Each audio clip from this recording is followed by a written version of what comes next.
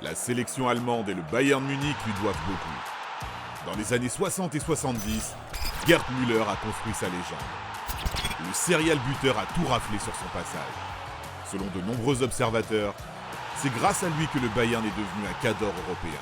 Une idylle qui n'était pourtant pas évidente au premier abord. Petit et plutôt carré, son physique ne plaide pas en sa faveur, au point que son premier coach le surnomme le Petit Gros. C'est pourtant lui qui portera le football allemand durant de longues années. Retour sur le parcours de Der Bomber. Abonne-toi à Megafoot, le meilleur du foot en vidéo. C'est dans sa ville natale de Nördlinger, dans le sud de l'Allemagne, que le petit Gerhard Müller se révèle. À l'âge de 19 ans, il est repéré par le Bayern Munich, à l'époque, club de 2e division allemande. Son entraîneur de l'époque, Vlatko Kajkowski, le compare rapidement à un haltérophile. Il faudra attendre la 10e journée du championnat pour que Müller ait sa chance.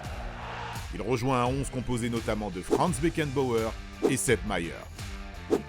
En 32 apparitions, l'attaquant inscrit 39 buts et contribue grandement à la montée du Bayern en Bundesliga.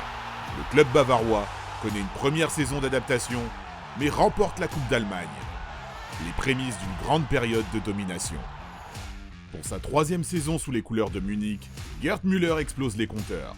Der Bomber inscrit 47 buts en 48 rencontres, permettant au Bayern de remporter une nouvelle Coupe nationale, mais aussi un premier trophée européen.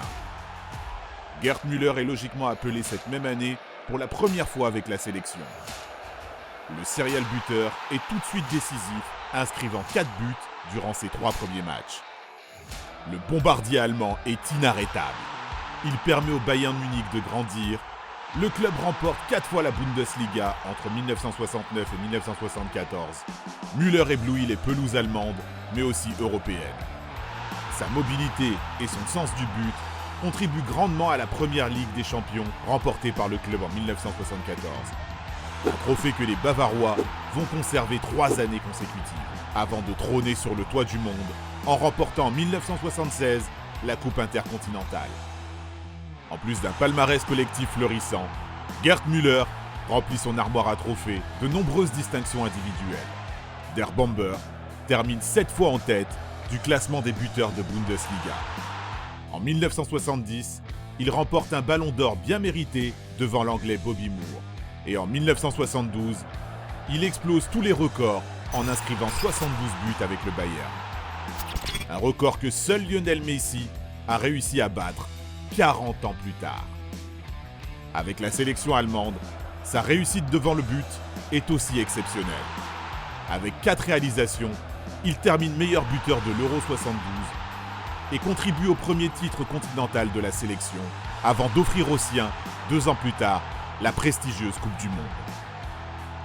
Müller fait trembler les filets à 10 reprises, inscrivant le but de la victoire en finale contre les Pays-Bas de Johan Cruyff. Partir au sommet, Müller l'a fait avec la sélection allemande, prenant sa retraite après la victoire en Coupe du Monde. En revanche, l'appât du gain va ternir un peu plus la fin de sa carrière en club. Relégué à un rôle de remplaçant à la fin des années 70 en Bavière, il décide d'accepter une offre très lucrative de Fort Lauderdale Striker en 1979.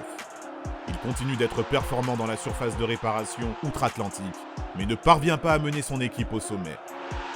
Après 3 deuxièmes places consécutives, il quitte les États-Unis et met un terme à sa carrière de footballeur professionnel.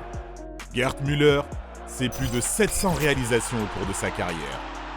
Le bombardier est le 2e meilleur buteur de l'histoire de la sélection allemande, juste derrière Miroslav Klose. Sceptiques dans un premier temps, les amateurs de football ont rapidement adopté et adulé le serial buteur allemand. 50 ans après, Gerd Müller est considéré comme l'un des pères fondateurs du Grand Bayern.